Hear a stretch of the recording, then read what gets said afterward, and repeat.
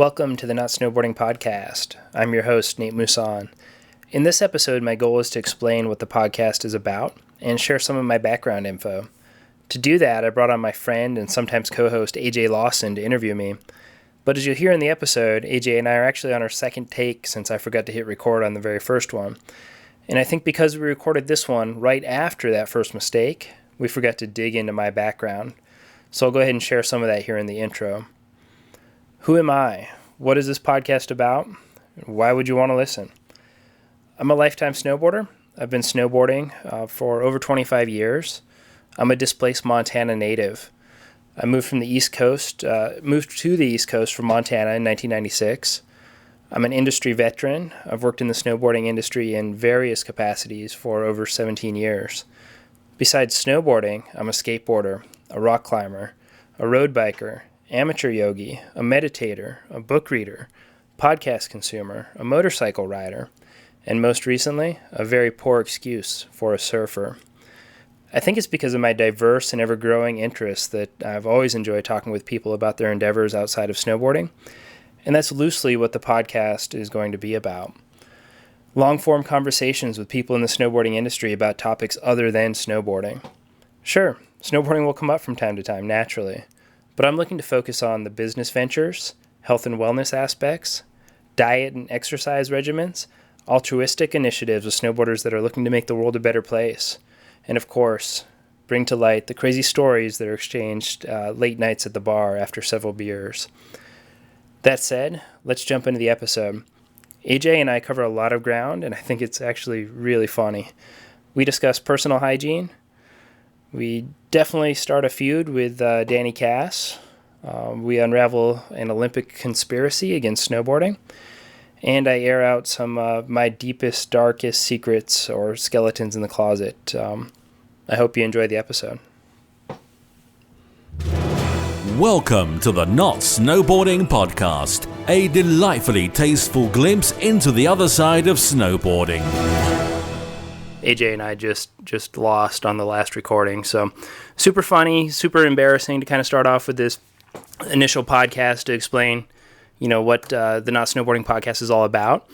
But the reason why we're doing this podcast, and I really had the idea for this podcast like 5 years ago as I was working on another business, and then 2 years ago I really felt like, dude, I need to do this podcast. I listen to tons of podcasts. I'm a big fan of the Joe Rogan podcast, the Rich Roll podcast, and I listen to podcasts all day. Like any downtime, as soon as I wake up in the morning, I put on a podcast. The Opie and Anthony podcast, if I want to just laugh and listen to Jimmy Norton just say ridiculous, hilarious stuff. And I'm just I'm listening to podcasts all the time. There's nobody talking to people in the snowboard world. Somebody's got to do it. Who's going to step up and do it? And in the back of my mind, okay, yeah, I kind of thought about doing that 5 years ago, but don't you have to have a ton of shit? I've got this crazy mixer, I've got this recorder that I fucked up and didn't hit record on earlier.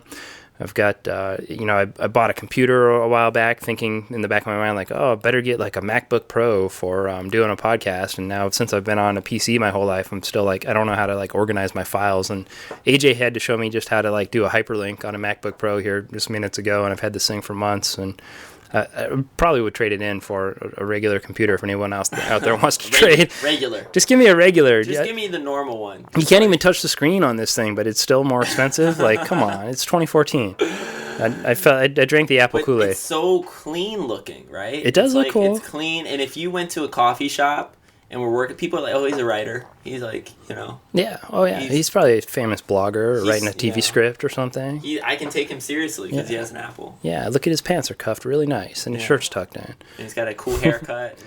But so 2 years ago when I had this feeling dude, somebody needs to do this podcast, I didn't do it because I wanted to sit in the room with folks. And I live in southern Pennsylvania, right near Gettysburg, right across the street from a 700-foot vertical little mountain that I call home called Ski Liberty.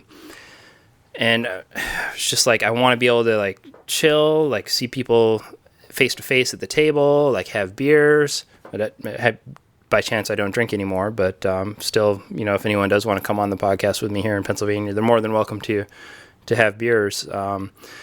and just have a very, cool face-to-face interaction. But there's that barrier to entry that there's not a lot of people in the snowboard industry in southern Pennsylvania. And I was afraid to do it over the internet, right? Because you lose some of that interaction. You just don't see, what somebody's facial expressions are. But recently I was featured on another podcast by this dude who's doing an entrepreneurial lifestyle podcast. And he talked with me it was supposed to be like a 45-minute episode. And I'm naturally not a talker, right? Like I've been in retail for years and helping people get stuff, and people just assume like you're a sales guy, but I just help people get what they need to get. I'm not like selling you on anything. I can tell you about the features, but I'm probably just turning the board around and reading the little cheat sheet on the back. Like I'm not like a sales wizard.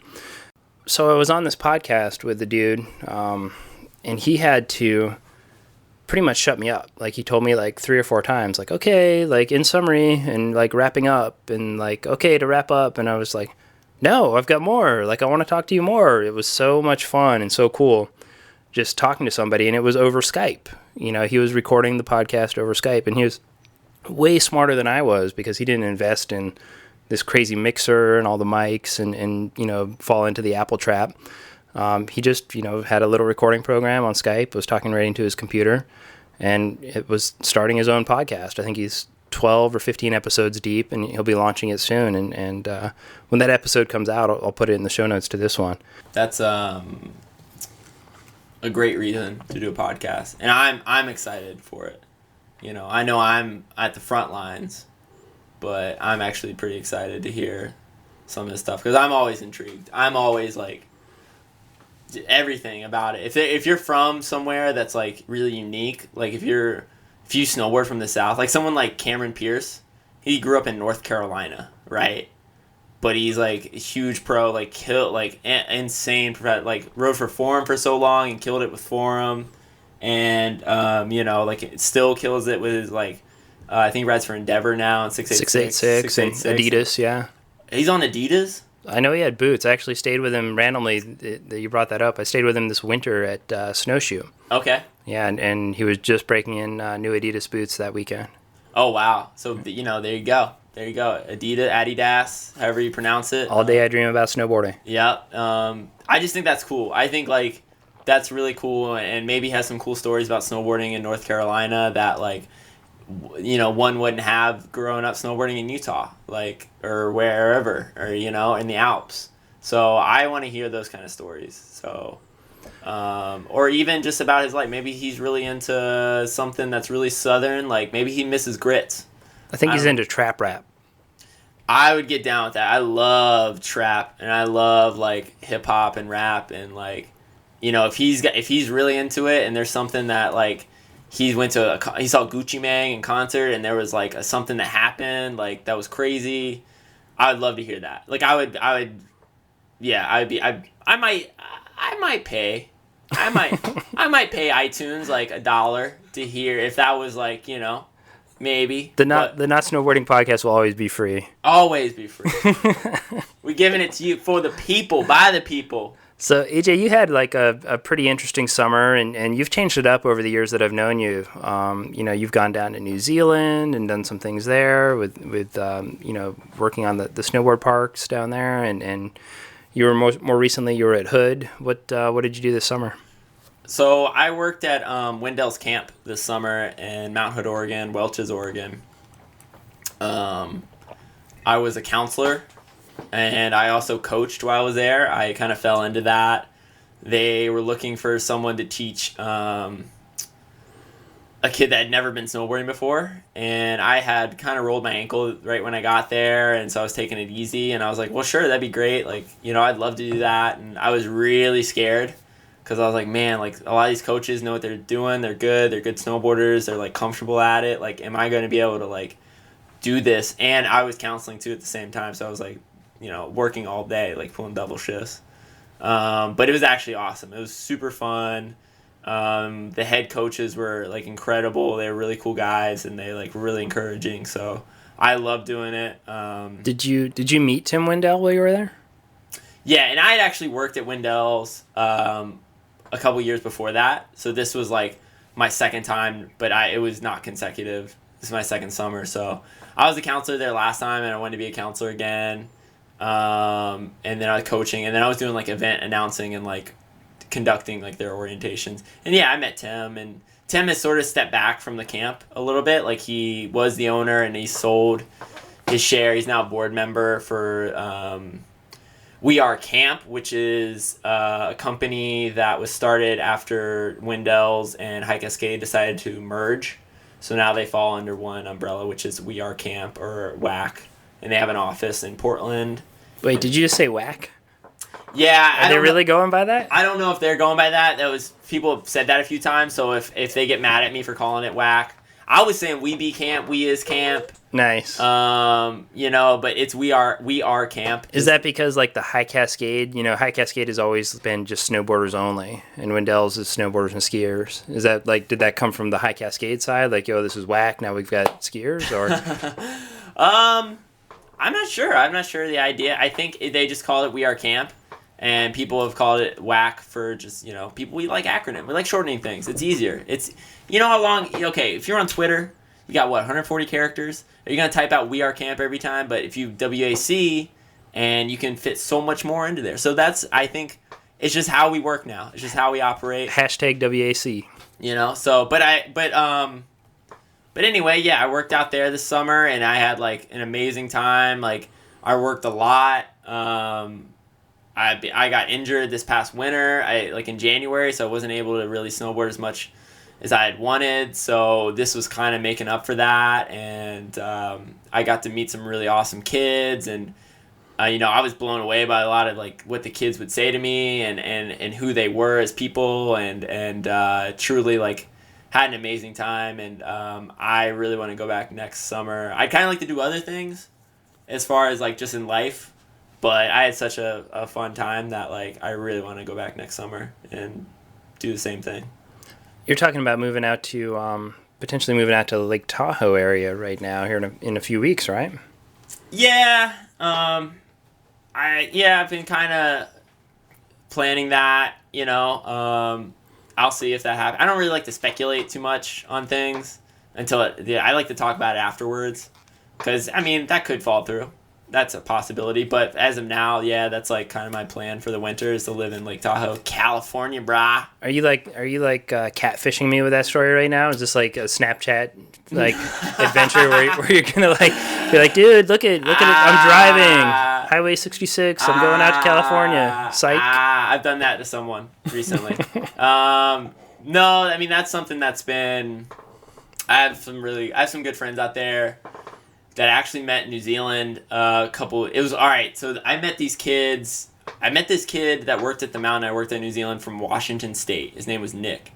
And he had friends of a friend who's, these other Americans are down there. There's not that many Americans. There's kid Evan and Scott. And they were really rad, and I was hanging out with them, and I've just stayed in touch with them for a number of years. I lived in Colorado one year, and they lived there, and I hung out with them a bunch. I slept at their house, and I slept in their basement, and they had to fumigate it afterwards because I didn't shower. I was there all weekend, did not shower. I went to an Odd Future concert and got buck wild, sweaty, and just had the same pair of socks. And I'm sorry, guys. I use pet deodorizer to get the smell out. But wait, out of the socks or out of their house? Out of their house. Once I left. But now I've been taking showers all every day, pretty much every other day, or at least every 3 days, once a week at least once a week. I don't go more than a week without taking a shower, so I'd be scrubbing my feet. I never knew you had to do that. I was like, oh yeah, dude, you're standing in water, the water's whatever that cleanses it, right? So now, I grew up a little bit. I grew up I'm proud of myself. Do you pee in the shower? Only if I'm taking a shower, not just if not. I just don't walk in and then just start peeing in the shower if it's not on. Right. I used to do that. I used to just whatever. Yeah, I guess. Do I pee in the shower? Yeah, sometimes. Whatever. Whatever. I don't care. I think I was brought up just so by the book that it wasn't even an option. I would never even have that thought. Who's gonna catch you? Who's gonna, like, how many people are you taking a shower with? It wasn't even like a thought, though. It wasn't even like an option. Like, pee doesn't go down there. Then I've heard people talk about it. I'm like, everybody's like, I pee in the shower. I don't plan on it. I don't plan, like, I usually, like, pee before I get in the shower, like, if I have to pee. But if it happens, like, I'm like, well, whatever, like, I don't know. Sometimes I'll be at the gym in the big open showers, and I just, like, I do it there, too, sometimes. You know what I like to do? Like, the urinals, if the urinal doesn't have a separation, I like to do the transfer. Like, with my friends, like, I'll be peeing, and then just go to theirs, and, like, whatever, at the same, and, like... That's not good. Front side and back side transfer. Switch? Sometimes switch. But, yeah, I hope no one listens to that. I hope no one... Because that's all I'm going to be... Like, people are going to hit me up about that, and that's all they want to talk about. And I'm like, oh, come on, like, I don't care. And no, it's episode 1, and I think it just embodies kind of like, we're looking to have conversations with folks, right? And just about whatever. And of course, snowboarding is going to come up, and we're going to talk about snowboarding to some extent. Pissing in cups are probably going to come up if you talk to any Olympians. Piss cup? Pissing in cups. So pee is probably like urinating is going to be a theme at some, if you talk to, so. It's not that weird. It's going to be a topic. Like, how did Danny Kass make it to the Olympics? I have a funny story about Danny Kass. My friend, did I show you that text message? I don't think so. My friend Patrick texted me, like about a week ago. He was in the Atlanta airport, and he saw Danny Kass. Is he sure? No, you did tell me this. I remember this now that you're mentioning it. Is he 100% positive that it was Danny Kass? Yes.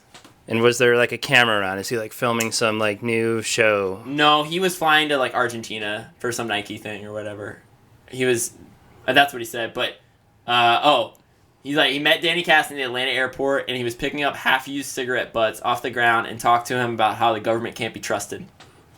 and then he said, oh, you won the Super Sticker Award, and gave him 2 grenade decals, and he's going to send me one. So nice. I'm looking forward to that. You've got to screenshot that text message, and we'll put it in the show notes. Okay. Just so, like, if Danny wants to come on and, like, defend himself against this, or come on and tell us what was up. Like, I mean, did he get some, like, really good mushrooms and was going, like, off the deep end? He didn't say. Why would he be picking up? Why would he be picking up cigarette butts? Because he's from Jersey, he's scumbag. Like, he probably, you know what I mean. That's how they roll. I think a scumbag would be leaving the cigarette butts. Yeah, but they'd probably also be like, dude, I'm not going to spend money on cigs. Like, you know what I mean? Like, that's how he rolls. I don't know, man. I think, honestly, I don't think of him in any less light because of that. I just think, like, yeah, that's Hesh. That's, like, kind of gnarly. Like, greasy, long hair. He was carrying some, like, homemade ukulele thing out of, like, a cardboard box thing. I forgot how he described it, but he was just looking... And my friend was skating around, and he was like, and my friend was like, oh, do you want to, like, or he had a skateboard, he's like, oh, do you want to skate or whatever? He's like, nah, I've been, like, gotten in trouble too many times, like, skating in airports and stuff, but... Airports always do have, like, the best banks and, like, quarter pipe setups. Yeah. Like, you're just like, dude, this needs to be skated, but you know, like, the moment you put your board down, it's over. They'll probably get arrested, like, yeah. You know, yeah, thanks a lot, Obama. Like, right away, get arrested because you can't skate. Yeah, I know. But that was kind of a crazy story. But I forgot where we were going with that. I don't know why I brought that up. But yeah, Danny Kass. Oh, Danny Kass. How did Danny Kass get in the Olympics with? Probably, you know, I don't imagine. I don't know. Maybe I'm naive, but I just don't think people do that many gnarly drugs like that. No, and maybe it's just it's like a prejudice and a stereotype where I just look at Danny Kass and not knowing him and looking at his persona, think like, oh, that dude smokes a lot of weed, you know, and that's going to be like flag. You know, that's going to be like, not that it's performance enhancing at all.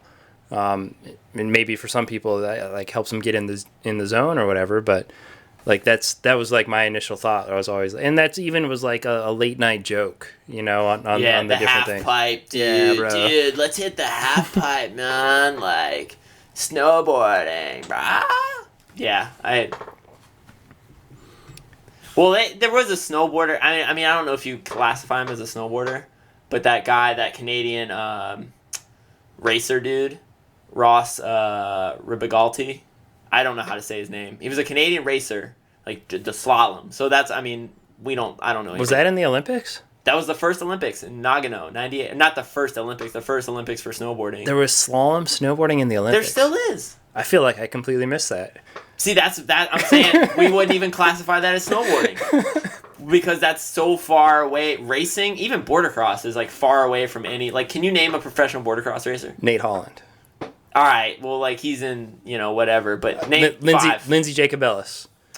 Yeah, she doesn't count. Sean Palmer and skier cross. He doesn't count because he never raced in the Olympics, and she doesn't count. You said professional, not Olympic. I don't know it, but whatever. Yeah, he counts. Sean Palmer's the man. He counts. But, like, whatever. That's it. I'm tapped out. Yeah, that's 3, whatever. Like, I don't know. Sorry, professional border crossers. I mean, it's cool, I guess, but when we say snowboarding, like, people don't, when people ask me about racing and stuff, I just, like, oh, no. Like, that's not. I love border cross. Like, competing in them is, like, so much fun. It's a bunch of guys my age, and it's like a race car track. Like, you're just out there, like. It's like Mario Kart. Yeah, it's, like, so much fun. And it's the one snowboarding contest that I still have a chance in. I don't have a chance in any of them, to be honest. So, I just, But anyway, he got busted. He won a gold medal. Didn't even have any sponsors or anything. Like, had like a 2-year-old snowboard. He won a gold medal for racing a giant slalom, one of the slalom events, and had it stripped because he tested positive for like cannabis, like marijuana, and there was a thing like, well, this isn't a performance enhancing drug, or he wasn't using it or whatever.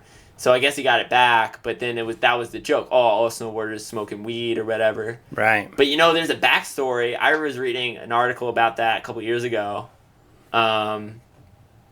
FIS, or like whoever the IOC or the anti-doping agency who was doing the tests, at all the events leading up to that, they were doing like drug tests, right, to like lead up to the Olympics. And apparently he had tested positive at a bunch of these drug tests, but they never told him. And so he's like thinking like, oh yeah, I've got this little kid I bought at the head shop, and I just drink it like the night before, and I'm good, man. Yeah, or like, dude, I can smoke as much as I want, dude, and like it's fine. And then he tested positive at the Olympics. He thinks that they were waiting for someone to win, test positive, and be like, well, look at all those snowboarders. All they do is drugs and just, they're not good to have around kids, and they, That'd be super interesting to talk to him and kind of hear that backside, because it's almost like a conspiracy theory if it's really like a setup like that. I can see it being that, because obviously snowboarding is threatening to like cross-country skiers. Like, who wants to watch someone cross-country ski? Like, watch, like, go to the mall early in the morning and watch all the older people walk, like, early in the morning. You know how they walk around the mall to get exercise? That's like going to a cross-country race. Why you got to go there, man? I'm sure it's fun. Well, there's a photo of me and like airing all of my skeletons out of the closet here. There's a photo with me that came up at Pit Crew, because I grew up in northern Montana, and I could cross. There's a picture of me cross-country skiing at age 1. I've never downhill skied. I went straight to snowboarding. Like, as soon as I saw snowboarding, I was like, that's it. But I used to do my paper route on cross-country skis. So that's really cute. But you know what? I'm sure it's fun. I've never done it. I'm sure it's fun. But if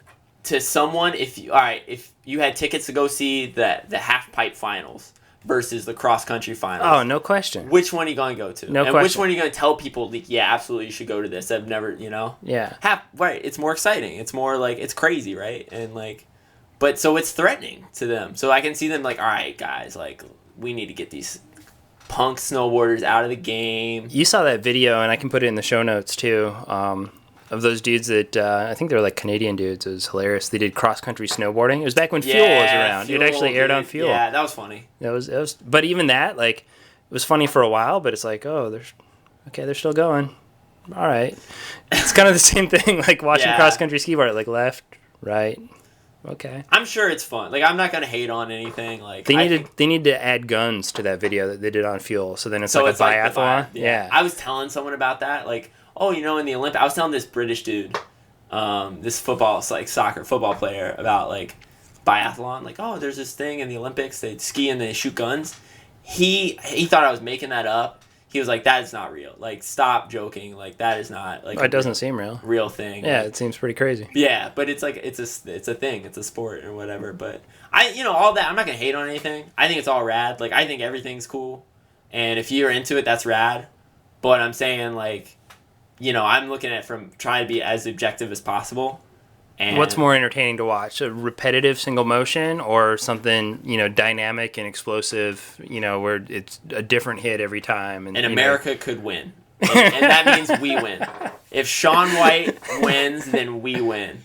We all win. I was hoping Kazu was in the last one, but like the one before, but Ayumi Hirono, man, I was hoping he was going to win because he had the best looking style. Like, if it was just about style, oh yeah. I mean, iPod had the best tricks and everything. Like, he probably deserved to win. But like, if it was just about like how it style or whatever, Ayumi Hirono, wow, that kid. It's just something about it, man. He just what he does. He did like a 9, and it looks like the best looking thing. It's like when Antoine Dixon skates. Yeah, it's that thing. Antoine does quiet body. The nollie heel flip down the stairs or like whatever, and it's effortless. Looks ridiculous. Yeah. And I'd rather see that than like some crazy flip trick. Like crazy flip in, flip out of a ledge. So the favorite thing that I've seen, and I totally respect that, and I like seeing that little dude's style too. But Danny Davis switch method, like that still just like messed. Wow. Yeah, Danny Davis. I really liked his X Games run. He did. I really was into that. That was cool. I'm glad he won. I know he was pretty bummed about not doing well in the Olympics. But you know what? Like, I don't think the Olympics are that important for snowboarding. And, if you're into the Olympics and you want to go, that's great. I think, like, good luck. But I just don't think it should be, like, the center thing. Like, it doesn't represent how I see snowboarding. Like, the biggest, the things that I'm into and get really excited about have nothing to do with the Olympics. And that's, I would guess, I hate to generalize, but I guess, like, that's, a lot of people feel the same way, It's kind of this thing that comes around every once in a while, so anyone that hasn't done well in the Olympics, don't be bummed out. We still love you. Danny Davis, like, the switch method ain't no thing. Ain't no thing. But, says congratulations. Like, you did well. I'm happy for you. At the same time, if you didn't do well, that's okay too. Exactly. So, well, I think that's probably a good place to summarize it and kind of, wrap things up for today. Is there anything else you wanted to ask me or bring up before we wrap and kind of segue on to the next chapter here? You still cross-country ski? Dude. So I was starting to tell this story. People split board. I mean, I have a split board. That's kind of like cross country. Half of that's cross country. Yeah, I have a split board. I'm one of probably 10 or so people in the Mid-Atlantic United States with a split board. And there's a lot of, I like to say, I ski uphill. Yeah.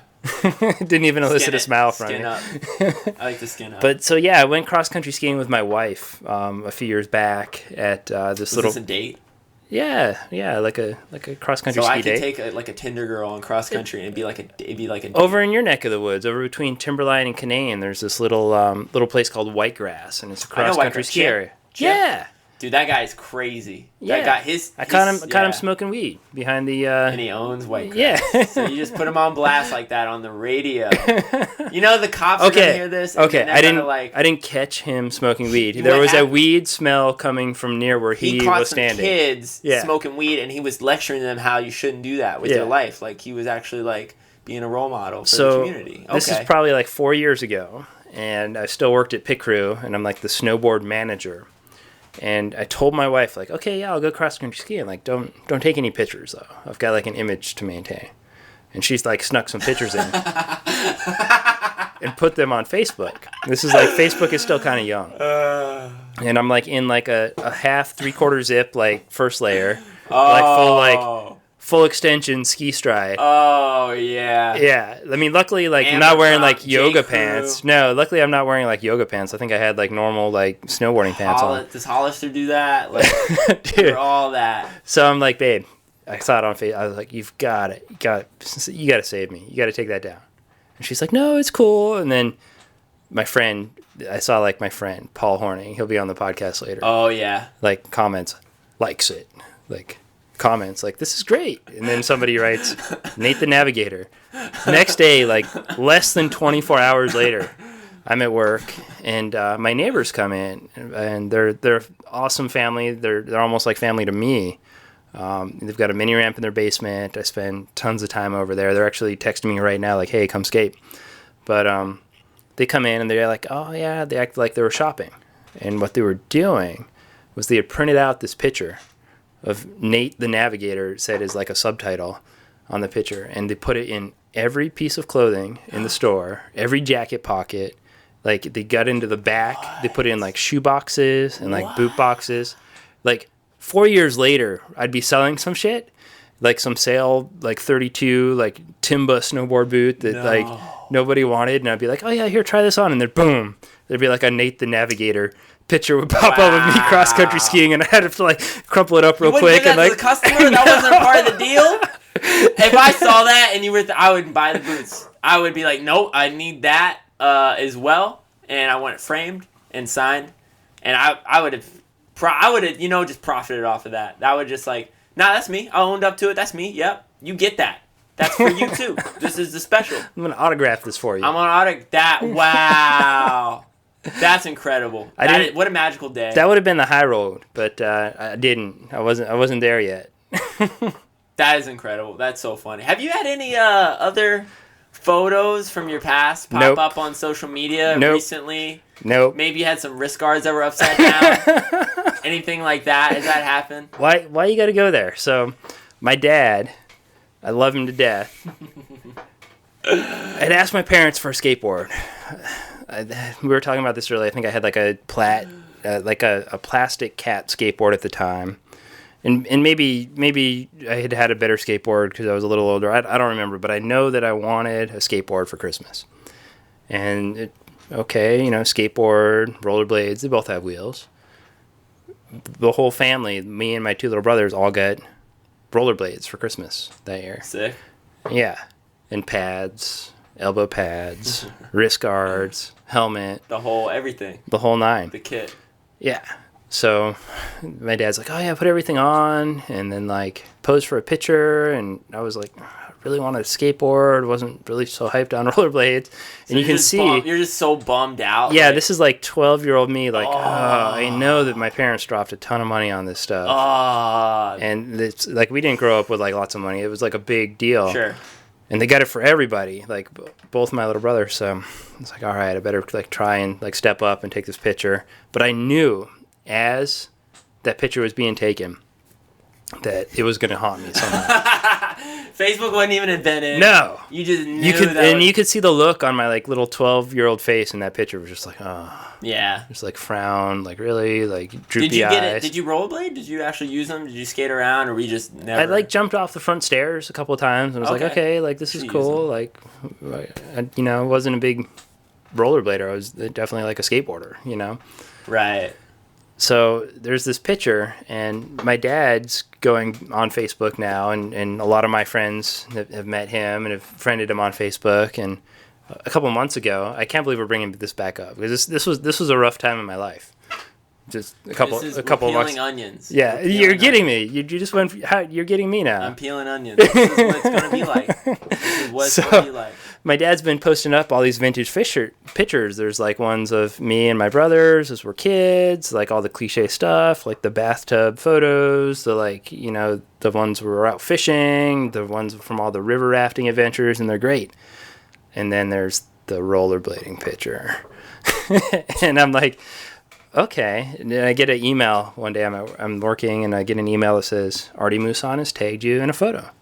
I'm like, That's just all right. I better check that out. So like 30 minutes went by, and I like got on Facebook and checked it out, and I was like, whoa, like flood of memories coming back. Like, really, this is happening? Like, all right, I've got to hide this. I like untagged myself immediately.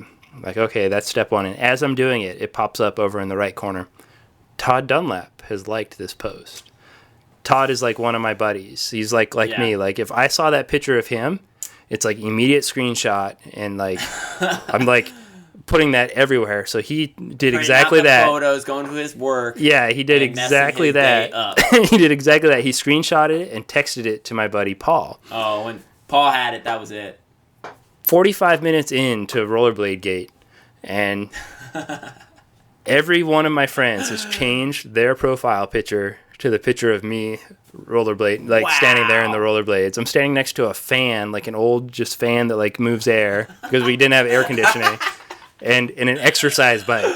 That was like my mom's vintage exercise bike. That was your gym. You were hitting the gym, man. You were staying healthy. Dude, so humbling. So even to this day, like I'll go and I'll see somebody I haven't seen for a while and be like, oh, hey, what's up? And they'll be like, yo, dude, what's up? You blading or skating today? Like, what are you?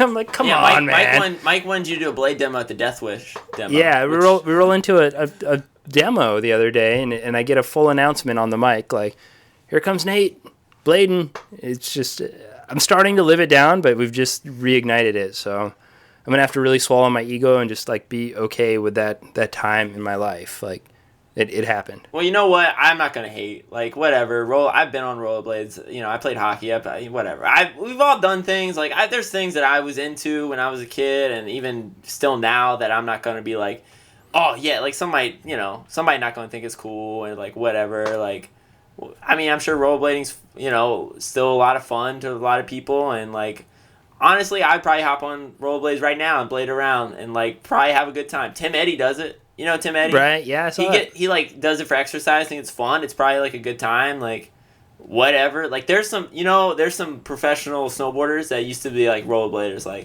like good, like sponsored maybe, and like, so I'm not gonna hate. Way to break me down and build me back up. Well, yeah, I mean, like there's a lot of kids, like there's a lot of hate on scooters now, and there's a lot of scooters around, and I just don't care. Like, why, if a kid wants to ride a scooter and have fun, who cares? Like, they're not doing drugs. They're not like blowing dudes under the bridge in their hometown. Nothing wrong with that.